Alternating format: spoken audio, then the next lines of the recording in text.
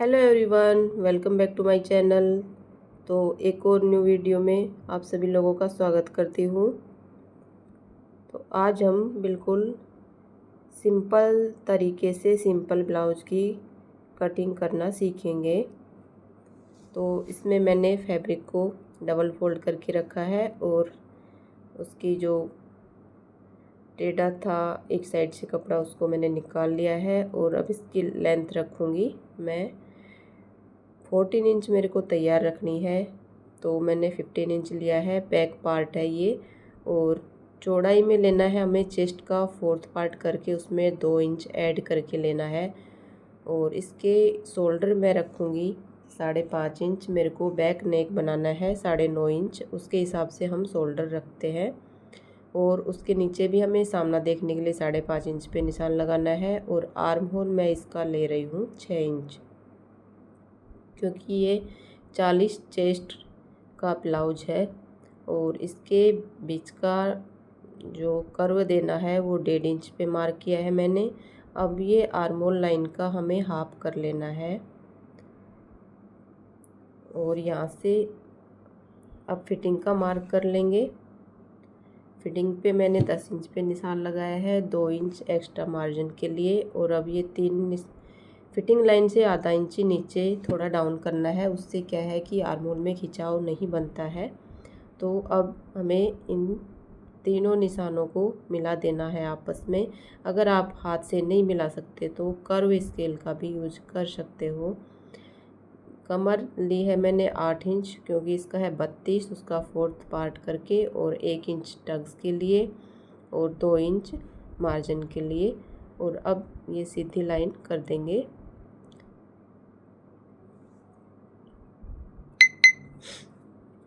अब हम नेक का निशान लगाएंगे। तो गले की चौड़ाई यहाँ पे रखी है मैंने 2.5 इंच, आप अपने हिसाब से रख सकते हो। और नीचे से मैं लूँगी 3 इंच। ब्रॉडनेस ऊपर से आप ज़्यादा नहीं लेना, क्योंकि डीप नेक है वो उतरने के ही चांस रहते हैं, कंधे से गिरेगा अगर आप ज़्यादा ब्रॉडनेस रखोगे तो आप 2.5 इंच तक ही रख सकते हो। छोटी साइज में आप 2.25-2 इंच तक भी ले सकते हो। अब पीछे की डाट लगाएंगे हम 5 इंच पे। और इसका हाफ करके हम लगा देंगे डाट का निशान। और पीछे की डाट हमारी आधा इंची फोल्ड होती है, लगभग 1 इंची। पीछे की डाट हम ज़्यादा नहीं डालते हैं। और नेक की साइड से मैंने आधा इंची डाउन किया है, क्योंकि ये डीप नेक ब्लाउज है तो इसमें कंधी नहीं गिरेगी।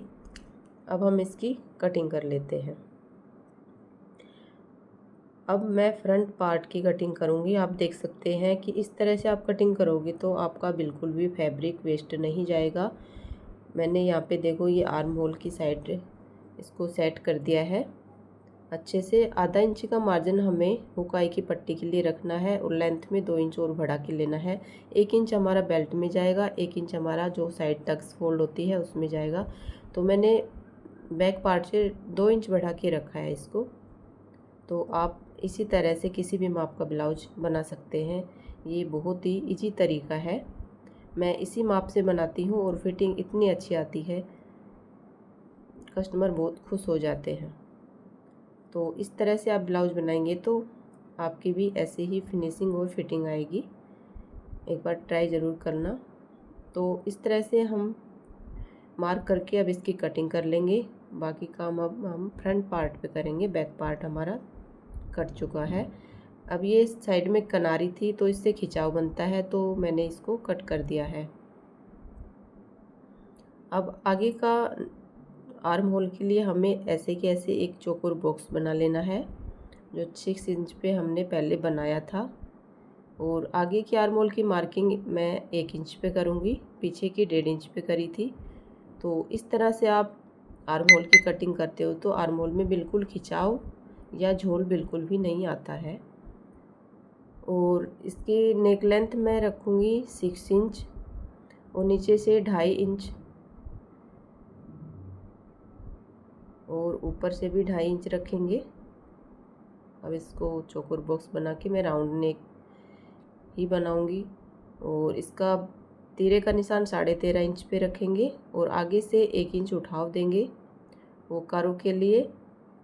और इस पे हम बस्ट पॉइंट है हमारा 10.5 इंच। अब इसके साइड में 4.5 इंच पे निशान लगाया है और अब मैं 2.25 इंच पे मार्क करूँगी प्लेट का, और जो हमारी आर्म होल वाली प्लेट है वो 2.5 इंच पे मार्क करूँगी। अब इसको थोड़ा तिरछा मिला देना है, और जो हुक आई पट्टी साइज प्लेट है उसको आप तिरछा भी कर सकते हो। और ये 1 इंच ऊपर मैंने प्लेट लगाई है, ये 2.25 इंची पे मैं प्लेट लगाऊंगी। इससे थोड़ा बहुत कम ज़्यादा होने से कोई फ़र्क नहीं पड़ता है, आप अपने हिसाब से लगा लो। प्लेट में छोटे साइज़ में आप 1.5 इंच पे गैप कर सकते हो, बड़े में 2, 2.25, 2.25 ऐसे आप कर सकते हो, कोई दिक्कत नहीं होता है इनसे। और जो ये मैंने मेन प्लेट साइड से लगाई थी, ये जो अपना चेस्ट साइज होता है उसका 10वां भाग लेते हैं। जैसे इसका 40 था तो हम 4 इंच पे निशान लगाए थे। अब मैं इसकी फिटिंग का निशान लगा दूंगी,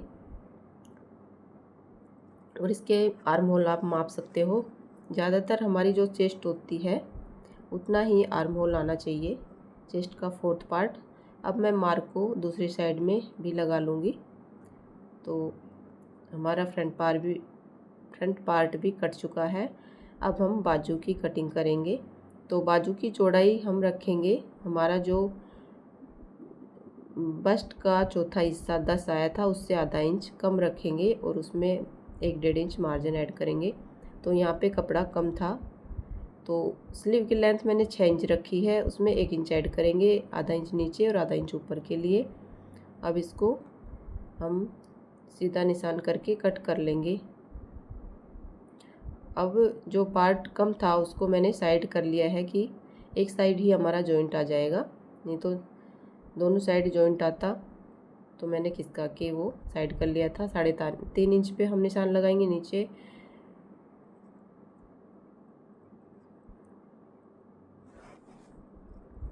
और अब इसको कर्व शेप हम दे देंगे, और जो हमारा उधर की साइड से हमने 1 इंच आगे सीधा लेना है, उसके बाद कर्व देना है। अब इसका फिटिंग है 6 इंच पे और 2 इंच मार्जिन के लिए, और ये हमारी स्लीव की मार्किंग हो गई है। इस तरह से स्लीव आप कटिंग करोगे तो बिल्कुल परफेक्ट स्लीव कटिंग होगी। इसमें जॉइंट के लिए मैंने ऐसे कपड़ा रख के और साथ के साथ कट कर लिया है। अब हमारा आता है मेन फैब्रिक। अब इसमें पहले मैं स्लीव निकाल लूँगी। जो ये थोड़ा एम्ब्रॉयडरी दिख रहा है वो अलग से स्लीव के लिए पट्टी है, बॉर्डर दिया हुआ है। तो ऐसे हम स्लीव को रखेंगे। इसमें भी बाजू का थोड़ा सा कपड़ा कम पड़ रहा है, उसको हम सेट कर लेंगे, उसमें थोड़ा थोड़ा जॉइंट आ जाएगा। अब इसको हम कट कर देते हैं। तो बाजू भी हमारी कट हो गई है, और अब हम करेंगे बैक पार्ट की कटिंग। बैक पार्ट में भी पीछे बॉर्डर दिया हुआ है, तो ये मतलब टेढ़े कपड़े में ही कटिंग होगा, नहीं तो मैं टेढ़े कपड़े में कभी कटिंग नहीं करती हूँ। अब हम गले की भी कटिंग कर लेंगे, और बैक पार्ट पूरा कट हो गया है हमारा मेन फैब्रिक पे। अब हम आते हैं फ्रंट पार्ट पे। तो इस तरह से जिधर भी आपका कपड़ा बचा हुआ है उसको फोल्ड करके आप ऐसे कटिंग कर सकते हैं, तो आपका फैब्रिक ज़्यादा वेस्ट नहीं जाता है। मैं इस तरह से कटिंग करती हूँ, और ऐसे आप घर बैठे भी अपने लिए सिलाई कर सकते हो, कोई बड़ी बात नहीं है। अपने पैसे बचा सकते हो, पैसे कमा नहीं सकते तो पैसे बचा ज़रूर सकते हो। अपने लिए खुद बना के सिलाई सीखने का मतलब यही नहीं होता कि आप बाहर की सिलाई करो, आप खुद के लिए भी सिलाई बचा सकते हो। अब हमारे ऐसे ब्लाउज होते हैं जो हम 100 रुपये का ब्लाउज लेके आते हैं, हमारी 250-300 सिलाई लग जाती है, तो उसका क्या मतलब हुआ फिर। अब मेरा पूरा ब्लाउज कट गया है। वीडियो अच्छा लगा हो तो लाइक, शेयर, कमेंट और चैनल को सब्सक्राइब ज़रूर करना।